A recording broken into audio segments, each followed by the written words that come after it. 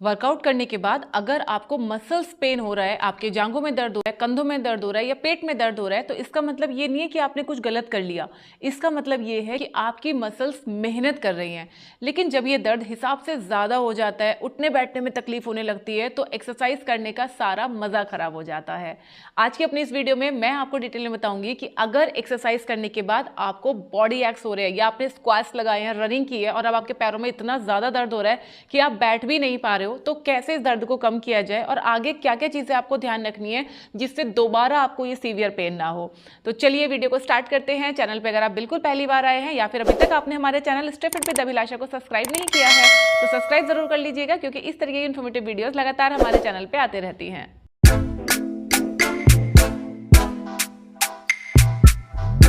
Workout के दौरान हमारी मसल्स पे स्ट्रेस पड़ता है, छोटे छोटे माइक्रो टीयर यानी कि छोटे छोटे कट लगते हैं और जब ये कट रिपेयर होते हैं तो हमारी मसल्स स्ट्रांग और टोन होती हैं। इसी रिपेयरिंग प्रोसेस के दौरान जो दर्द होता है उसे कहा जाता है डॉम्स। डॉम्स यानी कि डिलेड ऑनसेट मसल सोरनेस। आमतौर पर यह दर्द एक्सरसाइज करने के 6 घंटे बाद से स्टार्ट हो जाता है और अगले 2 से 3 दिन या कई बार तो 4 से 5 दिन तक बना रहता है। तो अब हम बात करते हैं कि इस दर्द को कैसे कम किया जा सकता है। सबसे पहली चीज आपको क्या करनी है, मान लीजिए आपने सुबह वर्कआउट किया और शाम को आपको ये दर्द महसूस होना शुरू हो गया, तो आपको ठंडे पानी से इसकी सिकाई करनी है। क्या करना है, आपको एक कपड़े में बर्फ लेना है और जिस जगह पे दर्द हो रहा है वहां पे हल्का हल्का करके आपको सिकाई करनी है। ठीक है, एक्सरसाइज करने के 24 घंटे के अंदर अगर आप प्रोसेस कर रहे हो तो आपको ठंडे पानी से सिकाई करनी है, और अगर 24 घंटे के बाद भी दर्द बना हुआ है तो फिर आपको गर्म पानी से सिकाई करनी है। सिकाई से क्या होता है, जब हम आइस पैक से सिकाई करते हैं तो हमारी मसल्स रिपेयर होती हैं, हमारी मसल्स में जो टीयर आता है, जो गैप आता है, वो गैप धीरे धीरे करके कम होने लग जाता है।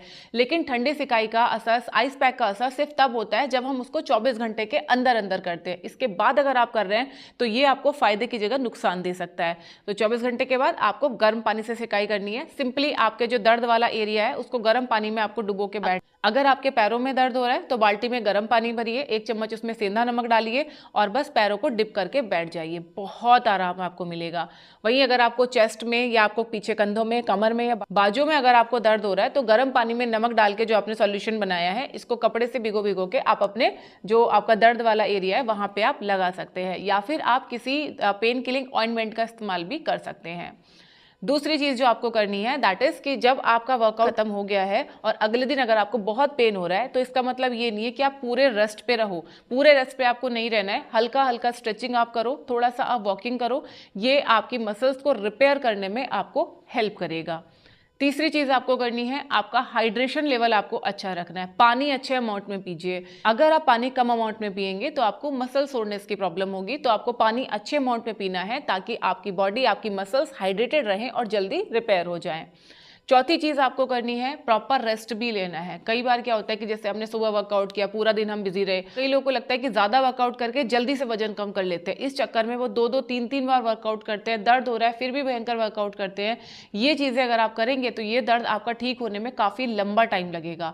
तो आपको अपनी बॉडी को प्रॉपर रेस्ट देना है। अगर इन ऑन एवरेज वर्कआउट की बात की जाए तो अगर आप 1 घंटा अच्छे से वर्कआउट करते हैं तो वो आपकी हेल्थ के लिए, वेट लॉस करने के लिए सफिशियंट है। ज्यादा वर्कआउट करने का मतलब ज्यादा वेट लॉस नहीं होता है, बल्कि अगर आप बहुत ज्यादा वर्कआउट करते हैं और आपकी डाइट उस हिसाब से अगर आप नहीं ले रहे हैं तो ये आपको मसल वीकनेस दे सकता है। ठीक है, तो आपको प्रॉपर रेस्ट भी लेना है। नेक्स्ट चीज जो आपको ध्यान रखनी है दैट इज आपकी डाइट। आपकी जो खुराक है, जो खाना है, वो प्रोटीन डेंस होना चाहिए। प्रोटीन ही वो एलिमेंट है जो हमारे मसल्स को रिपेयर करने में हेल्प करता है। अगर आप प्रोटीन नहीं ठीक से खा रहे हैं या आपने सोचा है कि भाई वर्कआउट करूं लेकिन मैं खाना ना खाऊं, यानी कि डाइटिंग ऐसी करूं कि मैं पूरा अपना खाना पीना कम कर दूं, अगर ये चीजें आप करोगे तो आपको मसल सोरनेस भी बना रहेगा, आपको चक्कर आएंगे, सर में दर्द होगा और स्किन बिल्कुल ढीला ढीला, शरीर बिल्कुल ढीला ढीला आपको महसूस होगा।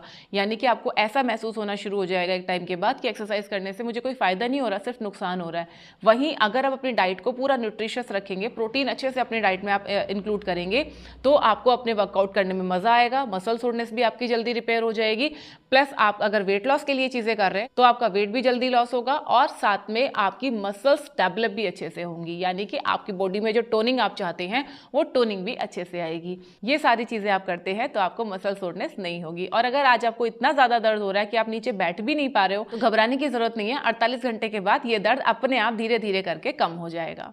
नेक्स्ट टाइम आपको इस तरीके का दर्द ना हो, इसके लिए 2-3 छोटी छोटी सी चीज़ें याद रखिए। पहला, पहले ही दिन आप बहुत हाई लेवल का वर्कआउट मत करो। हल्का हल्का स्ट्रेचिंग के साथ में, वॉकिंग के साथ में और जॉगिंग के साथ में शुरू कीजिए और धीरे धीरे करके इंटेंसिटी बढ़ाइए। ये वर्कआउट करने का सही तरीका है।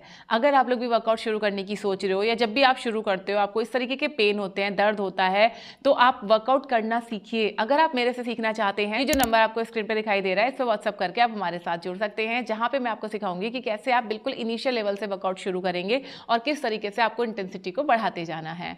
आई होप ये वीडियो और जानकारी आपको जरूर पसंद आई होगी। हाई प्रोटीन डाइट कैसी होती है ये जानना चाहते हो तो इस वीडियो पे क्लिक कीजिए। अपना ध्यान रखिए, खुश रहिए, फिट रहिए। Thank you.